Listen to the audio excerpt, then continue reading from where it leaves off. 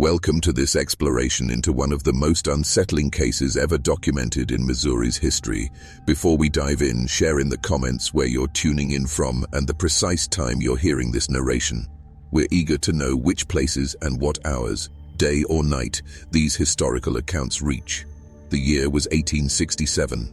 The American Civil War had ended barely 2 years earlier, leaving the nation scarred and struggling to mend. In the rugged, secluded hills of the Missouri Ozarks, most people were simply striving to rebuild their lives. Roads were primitive back then, little more than dirt trails carved through wilderness, linking scattered communities. For travelers, passing through these hills could take days, and finding safe shelter was a blessing after sunset. Along one such route, about 17 miles northeast of Springfield in Webster County, stood a humble cabin many travelers recalled passing. It wasn't on any official maps, yet locals knew it as the Stillwell place, named after the two brothers who settled there around 1863. The cabin sat back from the road roughly 50 yards, partially hidden by a cluster of oak trees with a small hand-painted sign that simply read, "Water and rest for weary travelers." The Stillwell brothers, Elias, the elder at 37, and Jeremiah at 34, were known for offering water from their well, and sometimes a meal or lodging to those on the road. They mostly kept to themselves, though they occasionally ventured into nearby Marshfield for supplies. Neighbors described them as quiet men who never caused trouble. The brothers had shown up during the turmoil of the war, and like many who arrived in those chaotic years, few questioned their past or origin. On December the 12th, 1867, a postal carrier named Thomas Weston was traveling his route through Webster County when a heavy snow began to fall. According to the statement he later gave to county officials, he sought refuge at the Stillwell cabin, as he had done twice before. What he found there would lead to one of the most chilling investigations in Ozark history, one that, despite early scrutiny, would eventually be labeled an unsolved cold case for nearly 100 years. What follows is a documented narrative pieced together from county files, newspaper clippings from the Springfield, Missouri Weekly Patriot, personal testimonies, and evidence gathered by the Webster County Sheriff's Department in 1867 and 1868. Some records resurfaced during a courthouse renovation in 1952, adding details once thought lost. As winter tightened its grip on the Ozarks in 1867, no one imagined that the Stillwell brothers had been serving travelers something far darker than water. Their hospitality hid secrets that would haunt Webster County for generations. Thomas Weston's postal route took him through some of the county's most desolate areas. At 31, he was no stranger to the hardships of the trail, having worked as a scout during the war. The snow fell heavily that December afternoon, and visibility was poor. He later testified that he nearly missed the Stillwell turn, noticing it only when his horse stopped suddenly near the path. The cabin seemed different somehow, Weston reported in his statement. No chimney smoke despite the bitter cold, no lantern glowing in the window as usual. He approached warily, noting there were no fresh tracks in the snow, which struck him as peculiar. The Stillwells rarely left during the winter months. Weston said he called out several times before trying the door, which he found unlatched. The inside was dim and unnervingly cold. A half-eaten meal rested on the table, the food hardened with frost. The hearth held nothing but cold ashes. Most striking, according to Weston, was the silence, the kind that makes a man's ears ring. He wrote. A search of the cabin revealed no trace of the brothers. Their coats still hung by the door. Their rifles remained mounted above the fireplace. It looked as though they had vanished in the middle of supper. Weston, troubled and uncertain, continued on to Marshfield despite the worsening storm to report his find to Sheriff James Harrington. At first, the assumption was simple. Perhaps the brothers had gone hunting and were caught in the snow, or maybe they had gone to visit nearby kin. Yet something about the abandoned meal disturbed the sheriff enough to organize a search party the next day. What they found, or rather, what they didn't, marked the start of a mystery that would deepen over time. The Stillwell brothers had arrived in Webster County during the summer of 1863, when the war had turned the Ozarks into a near-lawless frontier. Missouri, a border state with divided loyalties, saw some of the bloodiest guerrilla warfare of the conflict. Amid such chaos, two brothers buying land and building a cabin raised no suspicion. According to land records unearthed in 1952, Elias and Jeremiah Stilwell purchased their property from a widow named Margaret Holloway, whose husband had fallen at the Battle of Wilson's Creek. They paid in gold coins, a detail unusual enough to be noted in the deed. The brothers claimed they were from Kentucky, though they revealed little else regarding their past. Martha Simmons, who operated the general store in Marshfield at the time, mentioned the brothers in a journal discovered among her belongings after her death in 1881.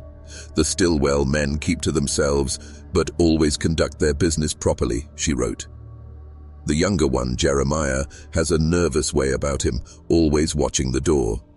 The elder speaks for them both most times. They purchase large amounts of coffee, salt, and other preserving supplies.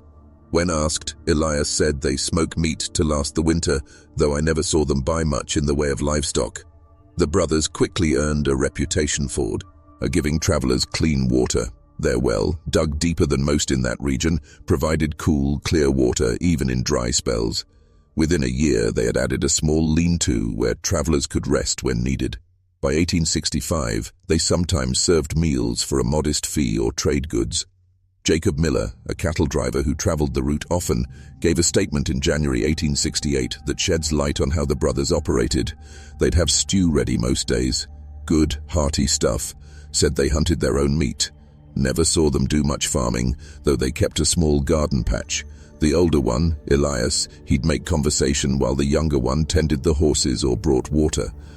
Looking back, I can't recall ever seeing other travelers there when I stopped, though they spoke of having plenty of visitors. The Stilwells seemed to embody frontier hospitality, vital for survival in such lonely regions. Their setup was humble, but it offered welcome respite for anyone traveling the rough road between Springfield and Point's northeast. Nothing in their observed actions hinted at anything wrong. Yet, following the brothers' disappearance, a complete search of their land would expose troubling cracks in the peaceful image they had built. Sheriff Harrington's search party reached the Stilwell property on December 13, 1867. The snowfall had ceased, leaving 8 inches of untouched white across the land. 6 men, including the sheriff and Thomas Weston, carefully examined the cabin and surrounding grounds. The official report, filed with the county clerk and rediscovered during the 1952 renovation, outlined their findings. No signs of struggle inside the home. Brothers' personal belongings appear undisturbed.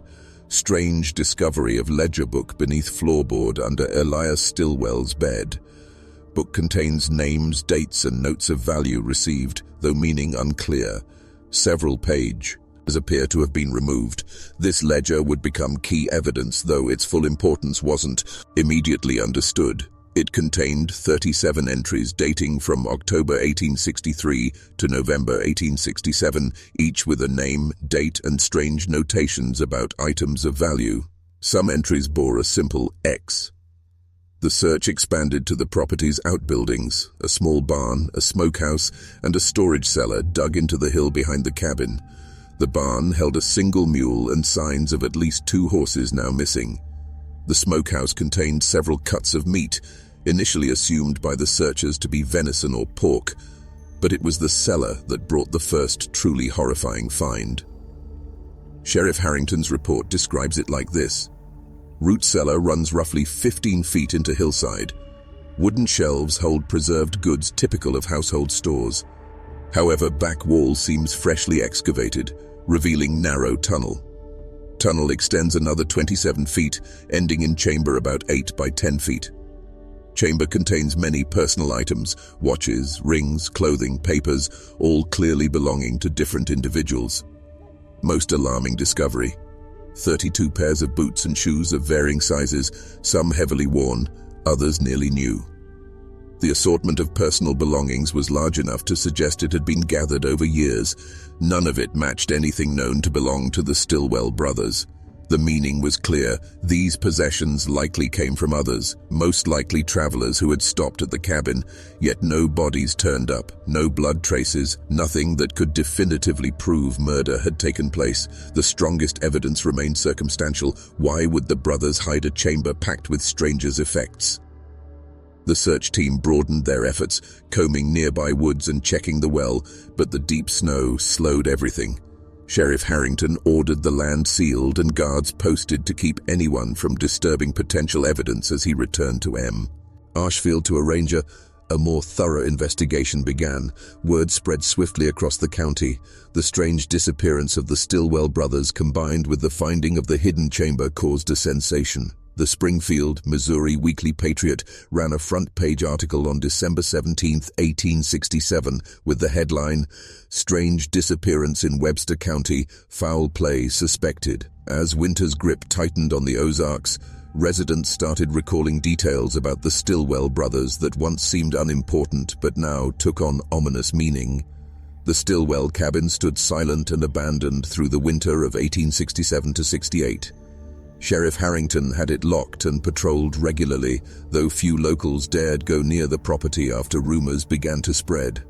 The investigation pressed forward despite seasonal hardships, with Harrington questioning anyone who had dealings with the brothers. A deeper review of the ledger uncovered beneath the floorboards produced the first meaningful clues. Each entry followed a pattern: a name, a date, a note about valuables, watches, coins, a fine coat, etc., and sometimes a detail about a destination. Entries marked with an X carried an extra notation about quality of goods. The final entry, dated November 29, 1867, read, J. Hammond, Springfield merchant, gold timepiece, $37 notes, quality goods, X. Sheriff Harrington cross-referenced those names with missing person reports and discovered several matches. Joseph Hammond, a Springfield merchant, had in fact been reported missing by family after failing to return from a business trip to St. Louis in late November. Likewise, William Cooper, listed in a July 1867 entry, had vanished while traveling to visit relatives in Springfield. The implications of these connections were chilling yet still circumstantial, with no bodies or witnesses, proving the Stillwell brothers were linked to. Disappearances remained difficult. Through January and February of 1868, Sheriff Harrington carefully assembled a list of travelers reported missing along the routes near the Stillwell property. The list ultimately contained 23 names dating back to late 1863, soon after the brothers had settled in the region. One name on the list proved particularly significant. Reverend Michael Donovan, a circuit preacher known to travel throughout the Ozarks, had disappeared in April 1866 while journeying from Springfield to Lebanon. His name appeared in the ledger with this note: man of cloth, silver cross, few coins, books of no value, X. Reverend Donovan's congregation in Lebanon had launched extensive searches when he failed to arrive, but no sign of him was found. The appearance of his name in the ledger spurred a renewed search concentrating on the areas around the Stillwell land. On February 23, 1868, during a short thaw, Harrington's deputies uncovered a shallow grave roughly half a mile from the cabin, hidden in a thicket of brambles. Inside were the remains of a man wearing the tattered remnants of clerical attire. The silver cross noted in the ledger was notably missing.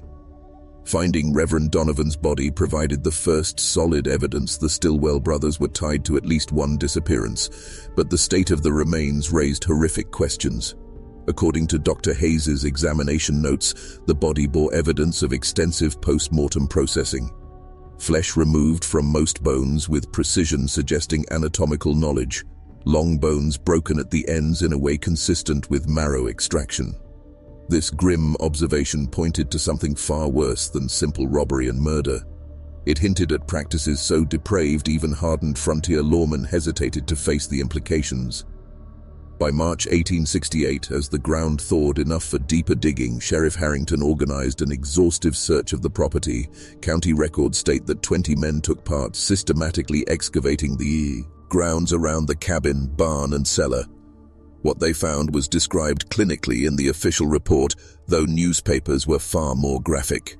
The Springfield, Missouri Weekly Patriot's March 19, 1868 edition proclaimed, "Grim discovery at Stillwell Farm. Human remains unearthed."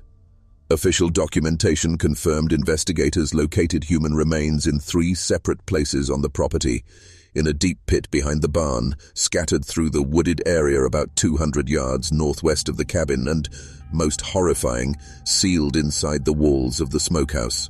Forensic methods were primitive in 1868, but Dr. William Hayes, the county physician who inspected the remains, estimated they belonged to at least 7 different individuals. His notes, preserved in the county archives, recorded that some bones showed markings consistent with tools commonly used for butchering animals. The most damning evidence came from inside the smokehouse. Among the hanging meats that searchers initially assumed were venison or pork, Dr. Hayes identified cuts unmistakably human in origin. His report stated simply, "Certain preserved meats appear to be of human origin, prepared in a way suggesting familiarity with anatomy and preservation methods." The implications were ghastly. The Stillwell brothers had seemingly been murdering travelers, seizing their valuables, and most unthinkably processing their remains as food, which they then served to later visitors who stopped at their cabin. Yet the brothers themselves were still gone. No trace of Elias or Jeremiah Stillwell appeared during the search, leaving investigators to wonder if they had escaped or perhaps suffered violence themselves. The abandoned meal on their table stayed an unexplained detail. The case shifted again in April 1868 when a man named Theodore Palmer came forward with information.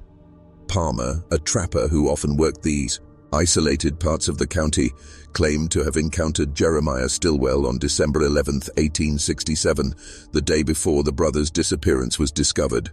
"I was checking my lines up near Beaver Creek, maybe 5 miles north of their place," Palmer stated in his affidavit. "Saw a man on horseback leading another horse with a bundle fastened to it. Recognized him as the younger Stillwell brother. He seemed in a hurry, didn't stop to talk like he usually would, just nodded and kept riding north. Didn't think much of it until I heard about them going missing." Palmer's statement implied that at least Jeremiah Stillwell had departed the property intentionally, taking supplies with him. This conflicted with the scene at the cabin with its half-eaten meal and abandoned personal belongings. Had Jeremiah run away while Elias stayed behind? Had Elias fallen victim to his own brother? Or was there another explanation for the apparently contradictory evidence? Sheriff Harrington widened the search to areas north of the county, sending telegrams to authorities in neighboring regions with descriptions of the Stillwell brothers. No verified sightings were reported. As the investigation moved forward through the spring and summer of 1868, more details surfaced about the brothers' background, or lack thereof. Attempts to trace their supposed Kentucky origins proved unsuccessful.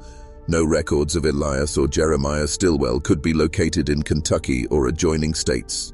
Their history before settling in Webster County remained a blank slate.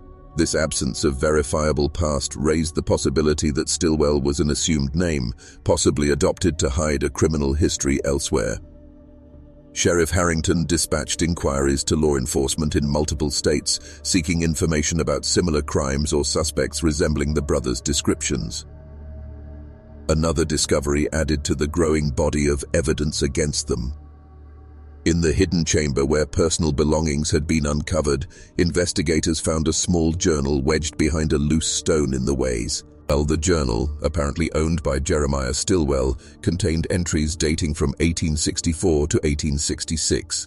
Most entries were ordinary notes about weather or chores, but several included disturbing references. One entry from August 1864 read, "E says the stew needs more salt. Travelers don't notice any difference. Sometimes I wonder if they suspect. The well keeps our secret." Another, dated April 1865, stated, "3 men today, Army deserters. E said, too risky, but they had good boots and a fine rifle. No one will look for them. Used the special herbs in their coffee." These cryptic notes suggested not only that the brothers had been killing travelers for years, but that they had devised methods to incapacitate their victims, possibly by poison. The reference to the well was especially chilling as it hinted that evidence might be concealed there. Sheriff Harrington ordered the well to be drained and inspected. The job proved difficult and dangerous, with the well plunging over 60 feet into the limestone beneath the property. When workers finally reached the bottom, they uncovered a layer of silt and debris roughly 3 feet deep. Among the items recovered from the well were numerous small bones later confirmed as finger and toe bones, several teeth, buttons, a gold wedding band inscribed with the initials MH to JH, 1858, and a small leather pouch containing what appeared to be human hair of various colors tied with thread into neat bundles. Dr. Hayes examined these findings and concluded the well had likely been used to discard certain remains that were not processed for other purposes. His report noted that the preservation of these items suggested they had been in the well for varying spans of time, some perhaps as long as 3 years. The discovery in the well offered further proof of the brothers' crimes but still left many questions unresolved. The most urgent remained. What had become of Elias and Jeremiah Stilwell? By August 1868, with no further leads and the brothers still unaccounted for, the active investigation began to wind down. Sheriff Harrington maintained that the case stayed open, but resources were shifted to more pressing concerns. The Stilwell property, regarded as the site of monstrous crimes, remained deserted. The county could not legally dispose of it without closure regarding its owners. The story of the Stilwell brothers and their grisly hospitality quickly entered local legend. Parents warned children to stay cautious of strangers offering meals or lodging. Travelers passing through the region gave the property a wide berth, crossing themselves as they rode by. The cabin itself began to decay, vegetation slowly reclaiming the cleared land around it. For nearly a century, the case would remain officially unresolved, though locals had little doubt about the brothers' guilt. The question of their ultimate fate, however, continued to spark speculation and argument. Some believed they had evaded justice, escaping to the western frontiers or perhaps even across the ocean. Others theorized that they had become victims of one of their intended targets, a traveler who uncovered their true nature and turned the tables on his would-be killers. A third theory, whispered rather than spoken, suggested that the brothers had eventually turned against each other, their partnership collapsing into murderous conflict. This notion gained some weight from the scene at the cabin, the half-eaten meal, the forsaken belongings which hinted at a sudden and unexpected end to their operation. Whatever the truth, the Stilwell brothers and their dreadful deeds slipped into history, becoming yet another grim legend of the Ozark Hills. For decades, the case remained dormant but unsolved, the brothers' fate unknown and their victims largely forgotten. The Stilwell case might have stayed merely a dark footnote in Ozark history if not for Clarence Thornton, a history professor at Missouri State University, then Southwest Missouri State College, who developed an interest in the region's unsolved crimes. In 1952, while researching for a book on frontier justice, Thornton requested access to Webster County's archived records. During a renovation of the Webster County Courthouse that same year, workers uncovered a sealed compartment in the basement containing documents believed destroyed in the 1892 fire. Among these were additional records tied to the Stilwell case, including detailed inventories of items retrieved from the hidden chamber and several photographs taken at the scene, some of the earliest crime scene photography in Missouri's history. The photographs, though degraded, displayed the cabin's interior, the excavated tunnel, and the assortment of personal belongings. One particularly unsettling image captured the smokehouse interior with its hanging meats, taken before their real nature was revealed. The cold detachment of the black and white photo somehow made it even more disturbing when viewed knowing what it truly depicted. Thornton also uncovered correspondence between Sheriff Harrington and officials in other states that had never been included in the official case file. Most significantly, he discovered a letter from the sheriff of Daviess County, Kentucky, answering Harrington's inquiries about the Stilwell brothers. The letter, dated June 3, 1868, read, "No record of Stilwell brothers as described. However, case from 1861 shows similar patterns. Brothers Ezekiel and Joshua Hartley disappeared following accusations of grave robbing and customer poisoning at their roadside tavern. Descriptions match your suspects. Ezekiel would now be approx. 37 years, Joshua 34, both known for peculiar fascination with anatomy and preservation techniques. Joshua worked briefly as assistant to local physician before dismissal for unspecified misconduct. This lies. Enck implied the Stillwell brothers had likely been the Hartleys, who had assumed new identities and relocated to Missouri during the turmoil of the Civil War. Their pattern of predatory behavior had apparently begun earlier and in another state, adding a new layer to the case. Further research by Thornton uncovered additional facts about the Hartley brothers. Newspaper archives from Kentucky revealed that the pair had operated a small tavern called Hartley's Rest along a road between Owensboro and Hartford from 1858 to 1861. The place earned a reputation for serving exceptionally tasty stews and meat pies, drawing travelers despite its isolated setting. In early 1861, suspicions arose when the local cemetery reported evidence of grave tampering. Around the same time, several travelers who had visited Hartley's Rest were reported missing by relatives. Local authorities launched an investigation, but before they could interrogate the brothers thoroughly, Ezekiel and Joshua Hartley vanished, abandoning their tavern overnight. The parallels to the Stillwell case were chilling. Brothers operating a roadside business catering to travelers, unexplained disappearances, and a sudden disappearance when suspicion emerged. The physical descriptions and ages matched as well, bolstering the theory that the Hartleys had reinvented themselves as the Stillwells and continued their predatory practices in Missouri. Thornton published his findings in the Journal of Ozarks Studies in 1953, reigniting interest in the long cold case. His article, Serving More Than Water, The Stillwell Brothers' Reign of Terror, offered the most thorough account of the case to date, combining both the original investigation and his own revelations. Following Thornton's publication, an elderly woman named Sarah Wilkes contacted him with a story passed down in her family. Her grandfather, James Wilkes, had been a member of Sheriff Harrington's search party in 1868. According to family law, the search uncovered more than was ever officially recorded. Grandfather wouldn't speak of it much, her letter to Thornton said. But on his deathbed in 1911, he told my father about a hidden room they found beneath the cabin floor, said it contained what he called instruments of torture and a chair with restraints. Sheriff Harrington instructed them not to include it in official reports, hoping to spare the families of the missing. Grandfather said he never slept soundly again after what he saw there. This story, though impossible to confirm independently, matched certain irregularities in the official records. Several pages appeared missing from the inventory of items recovered on the property, with numbering that skipped from page 7 to page 11. Whether these pages were deliberately removed or simply lost over time remains uncertain. Thornton's research also uncovered an odd detail about the brothers' disappearance. The meal left on their table had included 2 plates, yet evidence suggested a third person had joined them. A third chair was pulled out, and a partial footprint in spilled stew was a different size from either brother's known footwear. This sparked speculation that the brothers were interrupted during their meal by someone who then either killed them or forced them to flee, but who this third person was and what their connection to the brothers might have been remained unknown. Thornton's work inspired others to delve into the case.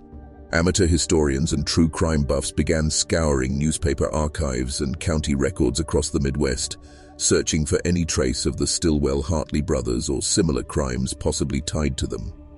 In 1954, a librarian in Jefferson City uncovered a newspaper clipping from the St. Louis Buoy, Missouri. Republican, dated January 18, 1862, describing the arrest of 2 brothers named Harlow for suspicious behavior and possession of belongings in their own. The brothers were briefly detained but released for lack of evidence. Their physical description matched the Stillwell Hartley brothers, implying they might have assumed multiple identities throughout their criminal career. Another researcher discovered records from a small town in southern Illinois indicating 2 brothers named Stillman ran a boarding house there for roughly 6 months in early 1863 before abruptly leaving after a guest vanished. Again, the descriptions matched, pointing to a pattern of movement and name changes as the brothers stayed one step ahead of suspicion. These revelations painted the brothers as cunning predators who honed their methods over time, learning from each close call and becoming more cautious with every new identity. By the time they settled in Webster County as the Stillwells, they had apparently perfected a system enabling them to prey on travelers for years without detection. In 1955, construction workers clearing land for a new highway about 12 miles north of the former Stillwell property made a grim find. While excavating a hillside, they unearthed human remains buried in a shallow grave. The remains, examined by the medical examiner, were determined to belong to a man in his 30s who had died approximately 80 to 90 years earlier. The cause of death was evident, a single gunshot wound to the back of the skull. With the body was a pocket watch engraved with the initials ES inside the case. This led investigators to believe they had discovered Elias Stilwell, apparently murdered and buried far from the cabin he once shared with his brother. The location aligned with Theodore Palmer's 1868 statement about seeing Jeremiah Stilwell riding north on December 11, 1867. Had Jeremiah murdered his brother and fled, or had a third party killed Elias and forced Jeremiah to run? Further analysis of the remains revealed another chilling detail. The medical examiner noted the victim's right hand was completely gone, apparently removed after death, with a sharp blade. This strange feature seemed ritualistic rather than practical, hinting at something darker than a simple killing. The discovery of what seemed to be Elias Stilwell's remains triggered a renewed search of the region, but no trace of Jeremiah was ever found. If he continued north after burying his brother, he left no visible trail. No trace of Jeremiah Stilwell or Joshua Hartley was ever recovered. Records from port cities were examined for evidence of him leaving the country, but if he did, he traveled under yet another false name. In 1958, a retired sheriff from Pike County, Illinois, reached out to Thornton with an intriguing lead. In 1869, roughly a year after the Stilwell brothers vanished, a man matching Jeremiah's description had been briefly detained in Pittsfield, Illinois, for questioning in a suspicious death at a boarding house where he was staying. The man, who went by Jeremy Stilson, was released when witnesses gave him an alibi. He left town immediately afterward and was never seen again. This fascinating clue hinted that Jeremiah might have continued his predatory ways after leaving Missouri, though perhaps with greater caution and without a partner. However, the trail grew cold after Pittsfield, with no further sightings or records conclusively tied to the missing brother. In 1967, exactly 100 years after the brothers' disappearance, the Webster County Historical Society placed a small marker near the site of the former cabin. The plaque makes no mention of their crimes, stating only, "Site of the Stilwell Cabin, 1863 to 1868, scene of unsolved disappearances that haunted the Ozark frontier." The site itself has long since returned to wilderness, the cabin collapsing sometime in the early 1900s. Local residents still avoid the spot after dark, claiming the sounds of digging can sometimes be heard on still nights, and that the well times gives off echoes even when nothing has been dropped inside. The case's centennial sparked fresh media attention. The Springfield News Leader ran a week-long feature on the Stilwell brothers, incorporating every discovery and piece of research gathered since the original investigation. These articles ignited public interest in the mystery, prompting several individuals to step forward with family tales or documents that added small details to the historical record. One especially valuable contribution came from descendants of Dr. William Hayes, the county physician who had examined the remains uncovered at the Stilwell property. His granddaughter gave Thornton a journal Hayes had maintained, which contained more detailed notes than those in the official reports. Hayes wrote, "I am documenting these observations separately from my official account, as their nature is too unsettling for public release. The preparation of human remains discovered in the smokehouse indicates specialized knowledge. Most disturbingly, evidence shows the selection was deliberate. Certain parts were clearly chosen over others, suggesting a ritualistic or preferential aspect to the brothers' consumption habits." These private notes confirmed what many had suspected, but few dared to say outright. The Stilwell brothers had not merely murdered and robbed their victims, they had processed and consumed the bodies with a methodical approach, revealing a level of depravity far beyond simple homicide for gain. The meat was not merely hacked from bone, but prepared using techniques one would expect from a skilled butcher or even a medical professional. Specific organs appeared to have been carefully removed and preserved apart from the rest. In 1968, a retired postal worker named Harold Weston, great-grandson of Thomas Weston, the man who discovered the deserted cabin, donated a box of his ancestors' personal papers to the Webster County Historical Society. Inside was a journal Thomas Weston kept during his later years. An entry dated April 17, 1882 contained a shocking confession. "I have borne this secret for 15 years but cannot take it to my grave. What I told the sheriff about finding the Stillwell place empty was not the full truth. I had visited many times before, always alone, always cautious. That last day I arrived to see Elias dead at the table, his face in his stew. Jeremiah held a gun, trembling like a leaf. He said he was going to confess, said he couldn't live with it any longer. He forced me to help load Elias onto a horse. We rode north together until we located a suitable place to bury him. Jeremiah gave me a gold watch and $50 for silence, then said he was heading for Oregon Territory. I have not seen him since. May God forgive my silence and complicity." If accurate, this confession answered some questions while creating others. It explained the abandoned meal and Elias's disappearance, but not why Jeremiah left all his belongings behind. It also implicated Thomas Weston in a cover-up, casting doubt on other parts of his testimony. Most significantly, it hinted at a rift between the brothers that ended in bloodshed, Elias apparently wishing to confess their atrocities while Jeremiah chose to silence him rather than face justice. This human dimension added new depth to the case, suggesting that even among men so steeped in evil, conscience could still emerge, with lethal results. Additional entries in Weston's journal offered further context. He wrote about stopping at the Stillwell cabin numerous times along his postal route, often accepting meals from the brothers. "I never imagined the true nature of their stew," he admitted. "God help me, I ate it with relish, praising its rich taste. How many poor souls passed my lips in those meals? The thought torments me every night." Weston also recounted conversations with Jeremiah after Elias's death as they rode north with the body. According to him, Jeremiah spoke of their history, admitting their crimes began in Kentucky after their parents' deaths left them destitute. What started as grave robbing for valuables evolved into something far darker when they discovered they could profit from both the possessions and the flesh of their victims. He spoke of it so casually, Weston wrote, as if talking about the weather or crop prices. Said they'd perfected their methods, learned which herbs would make travelers drowsy without spoiling the flavor. He seemed proud of their efficiency, how they left no witnesses, until Elias's conscience got the better of him. The journal ended abruptly in 1883, implying Weston may have died soon after writing these confessions. His account remains the most direct evidence of what truly happened to the Stillwell brothers, though it could not be independently verified a century later. Historians and crime experts continued to debate the full truth of the case. Some proposed Jeremiah killed his brother to end the slaughter, perhaps developing a conscience Elias never shared.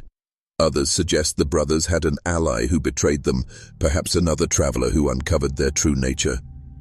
The most chilling theory, backed by some evidence from the recovered documents, is that the brothers were not only murdering and robbing travelers, but had formed a ritual around consuming their victims, extending this practice to unsuspecting guests by serving human flesh in their stews.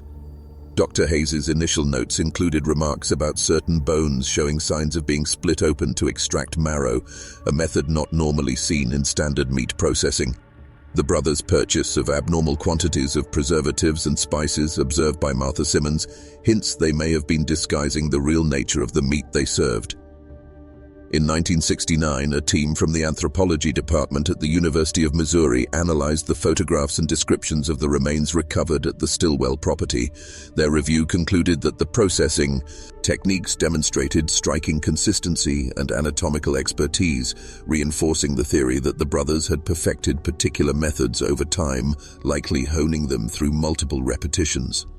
The anthropologists further observed that the removal of specific body parts appeared intentional rather than arbitrary, with focused attention given to muscle groups from the thighs, shoulders, and back, cuts considered prime in conventional butchery.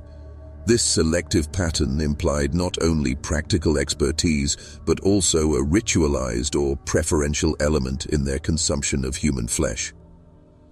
The Missouri State Police officially closed the Stillwell case in 1969, declaring it solved despite the absence of a trial or definite evidence of Jeremiah Stillwell's fate. The formal conclusion was that the brothers had murdered at least 21 travelers between 1863 and 1867, stealing valuables and processing their remains for both consumption and disposal. Through the 1970s, fascination with the case occasionally resurfaced whenever similar crimes emerged elsewhere in the country. Comparisons were drawn to other infamous episodes of cannibalism and serial homicide, with criminologists using the Stillwell case as an example of how isolation and transient victims created ideal conditions for predators to act unnoticed for prolonged periods. In 1972, a historical researcher named Eleanor Phillips uncovered an intriguing link while reviewing Oregon Territorial Archives. A man called Jerome Stillman had purchased property near Portland in 1869, opening a small way station for travelers journeying to and from the city. The physical description aligned with what was known about Jeremiah Stillwell, and the timeline supported Thomas Weston's claim that Jeremiah had headed toward Oregon Territory. Phillips discovered that Stillman managed the station for roughly 3 years before selling it and vanishing from records. During that period, at least 2 travelers were reported missing after last being seen en route to his location, though no inquiry appeared to connect these disappearances to Stillman. This revelation suggested Jeremiah might have continued his predatory behavior after fleeing Missouri, though possibly with more caution and a quicker tendency to move on when suspicion arose.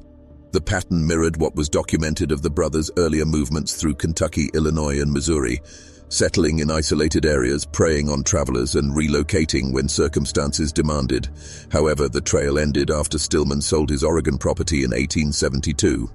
If Jeremiah Stillwell assumed yet another identity, he managed to do so without leaving records linking him to his former aliases. Whether he ultimately met justice, succumbed to natural death, or continued his killings under another name remains unknown.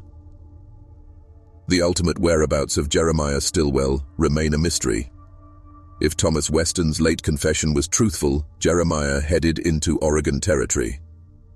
Records from that area note several men of similar appearance arriving between 1868 and 1870, but none conclusively tied to the missing brother. In 1975, during restoration of a historic structure in Sacramento, California, workers uncovered a cache of papers hidden within a wall cavity.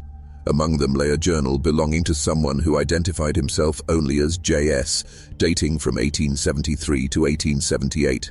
The journal chronicled its author's life as a cook in a mining camp within the Sierra Nevada foothills. Certain passages raised disturbing parallels to the Stillwell saga. The writer spoke of unique techniques for preparing meat and secret elements that made his stews especially savory. He mentioned miners occasionally vanishing from the camp, though such events were common and seldom thoroughly investigated. Most chillingly, an entry from 1877 read, "Sometimes I miss E in our cabin in the hills. He was weak at the end, but for years we refined at our craft together. The guests never realized the nourishment they enjoyed at our table. Here I must act more carefully, but the opportunities remain abundant." Although this journal could not be definitively attributed to Jeremiah Stillwell, the resemblances were striking enough that some scholars contend it indicates he continued his homicidal acts in California after leaving Oregon. The journal ceased abruptly in October 1878, offering no clue about the writer's fate. The Stillwell affair endures as one of the darkest episodes in Ozark lore, a story of frontier isolation, opportunistic predation, and unimaginable terror hidden beneath simple hospitality. It reminds us that in the boundless wilderness of post-Civil War America, travelers entrusted their lives to strangers with every stop along the road. Today, the land where the Stillwell cabin once stood is now private property, unmarked and long forgotten. The well, according to local accounts, was filled during the 1970s after several animals were discovered dead nearby, the water apparently tainted by something leaking from the surrounding soil. The stretch of road that once guided travelers to the brothers' doorstep has long since vanished, the old trail now barely visible as a faint depression in the forest floor. Nature has reclaimed the ground of these historic atrocities, blanketing it with new growth. But the earth retains what occurred there, even if human memory fades. In 1980, the Webster County Historical Society carried out an archaeological study of the Stillwell land, seeking additional evidence that might illuminate lingering mysteries. The cabin's foundation was still identifiable, along with the collapsed remains of the root cellar and smokehouse. Excavation uncovered few fresh insights, but soil samples drawn from around the well revealed abnormally high levels of human bone fragments, implied. And the brothers had discarded remains there over a lengthy period. The archaeologists also located evidence of a previously unknown pit about 50 yards behind the smokehouse containing a layer of ash and charred bone fragments, signaling that some bodies had been burned rather than processed or buried. These discoveries confirmed the brothers' systematic approach to eliminating evidence. They seem to have relied on multiple strategies, preparing some remains for consumption, burying others, burning a portion, and disposing of yet more in the well, ensuring it would be nearly impossible for all victims to ever be identified or accounted for. The dig team also unearthed a small tin box hidden beneath what had once been the cabin's hearth. Inside lay a daguerreotype photograph of two young men beside an older couple, presumably their parents. On the reverse side was inscribed, Ezekiel and Joshua Hartley with mother and father, 1848. This verified the brothers' original names and provided the only known image of them. The photo depicted two ordinary-looking youths, Ezekiel, later Elias, wearing a stern expression, and Joshua, later Jeremiah, with what seemed to be a faint smile. Nothing in their features suggested the monstrous acts they would commit, a reminder that evil often hides behind unremarkable faces. In a final chilling footnote to the case, a historian examining Missouri Civil War records in 1961 discovered that a Union patrol had briefly stopped at a cabin matching the Stillwell location in October 1863. Shortly after the brothers had settled there, the patrol leader reported accepting a meal from two Kentucky men recently established and noted that 3 of his soldiers fell ill afterward, though all recovered. Could this have been an early failed effort by the brothers to claim victims? If so, it implies their methods evolved over time, becoming deadlier and leaving fewer witnesses to raise alarms. The patrol leader, Lieutenant James Emily, wrote that he found the brothers oddly welcoming considering the tension in the region and observed that their cabin seemed unusually well furnished for men so recently relocated. He described a meal of hearty stew with meat of uncertain origin and remarked that the brothers appeared disappointed when the patrol announced plans to continue their march rather than camp overnight. This account, paired with the brothers' history in Kentucky, suggests they had arrived in Missouri with murderous intentions already formed, wasting little time in resuming predatory habits. The fact that the patrol survived might mean the brothers were still perfecting the herbs or toxins they later employed to incapacitate their victims. In 1985, a doctoral candidate studying historical criminal psychology interviewed several elderly residents of Webster County who had grown up hearing tales about the Stillwell brothers. One recurring theme in these recollections was the brothers' apparent fascination with folk medicine and herbal concoctions. Martha Apprentice, age 93 during the interview, recalled stories her grandmother passed down. Grandma claimed the younger brother would ride into town asking about plants native to the hills, displayed special interest in those causing drowsiness or confusion, alleged it was for treating his brother's headaches, but people later speculated they used those plants on their visitors. This curiosity about medicinal and toxic herbs aligned with the brothers' known background. Joshua Hartley had once worked briefly as a physician's assistant in Kentucky before dismissal, possibly gaining insight into both anatomy and pharmaceuticals. The brothers could have blended this formal learning with local traditions to devise techniques for subduing victims without resistance. Analysis of the brothers' purchasing patterns at Martha Simmons' general store showed steady acquisition of herbs and compounds that, while harmless, alone could be mixed into sedative brews. Items such as valerian root, certain mushrooms, and large quantities of alcohol may have been used to craft mixtures, making travelers sluggish or submissive. Perhaps the most haunting part of the Stillwell story is not what's known, but what lingers unknown. How many travelers simply disappeared on those lonely Ozark routes, their vanishings never tied to the murderous brothers? How many families never uncovered the fate of loved ones who embarked on journeys and never returned? And somewhere, perhaps, descendants of Jeremiah Stilwell live unaware of their ancestors' grim legacy or concealing secrets of their own. In 1992, the case drew new attention when a true crime writer published The Stilwell Brothers, America's Forgotten Predators, a thorough study of the case compiling all known evidence and theories. The book became a regional bestseller and reignited curiosity among a younger audience. After its release, a woman from Northern California contacted the author with a fascinating family story. Her great-grandfather ran a boarding house in Sacramento during the late 1870s. Among his boarders was a middle-aged man who worked as a cook in different places across the city. This man, calling himself John Smith, was remembered as courteous yet withdrawn. According to family tradition, Smith died suddenly in 1879 from what appeared to be a stroke. When the boarding house owner cleared out his room, he discovered a locked trunk holding various personal belongings, including several watches, rings, and other valuables that seemed inconsistent with Smith's humble way of life. Also in the trunk was a journal with entries that unsettled the boarding house owner so much that he burned it after reading only a few pages. The woman believed, based on timing and description, that John Smith might have been Jeremiah Stilwell in his final identity. While this link cannot be confirmed, it presents a credible end to Jeremiah's story. Dying anonymously in California, Ozarks, his true identity and horrifying crimes known only to himself. If this account is true, it implies Jeremiah Stilwell escaped justice throughout his life, carrying the full truth of his deeds to the grave. The confirmed victims represent only those who could be tied to the brothers through evidence uncovered at their Missouri cabin, likely just a fraction of their total victims across several states and identities. The sound of water still seems to echo in that deep well, even though it's filled with earth. The whispers of the past never entirely fade in places where such darkness once dwelled. For those who know this tale, passing through the Missouri Ozarks still sends a chill of awareness, a reminder that not everyone who offered hospitality to weary travelers did so with pure motives. In 2004, an episode of a popular television program on historical crimes spotlighted the Stilwell case, drawing national attention. The show featured interviews with historians, criminologists, and descendants of Webster County locals connected to the original investigation.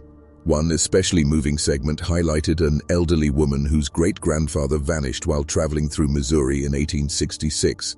His name had appeared in the Stilwell ledger, confirming a family suspicion that had endured for generations. "All these years we wondered what became of him," she said. "Now we know, though the truth is far more terrible than anything we imagined." The Stilwell brothers' crimes, though shocking, were enabled by the unique conditions of their era and location.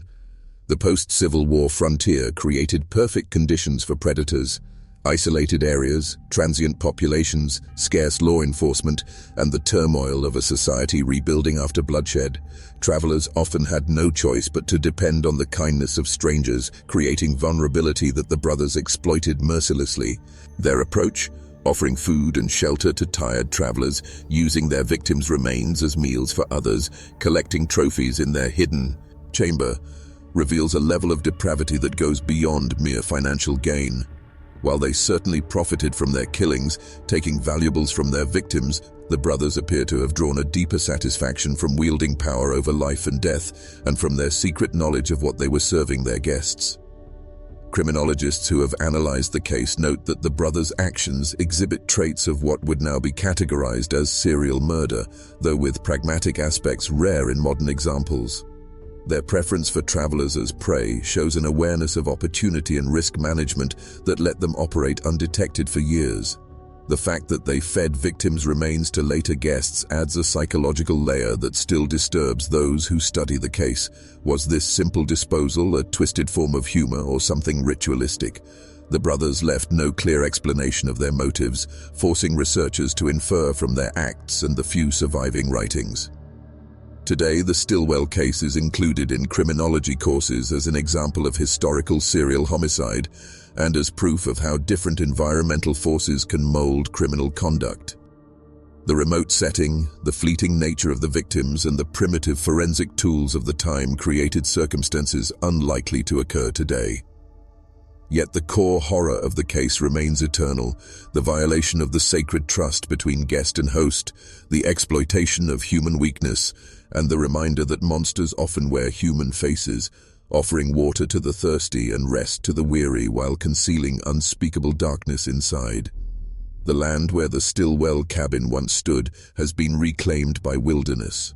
The physical traces of their crimes long ago rotted or were removed, but the tale lives on, a grim warning passed through generations, a sign of humanity's ability for both kindness and cruels.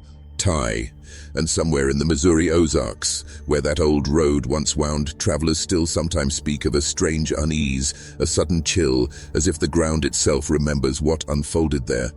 Brothers who served more than water to weary wanderers, whose true legacy was etched in blood and bone rather than official records. For those who know the story, the lesson remains stark. Not all who offer shelter from the storm do so with good intentions. Sometimes the most lethal predators are those who smile and invite you in from the cold, promising a hot meal and a place to lay your head.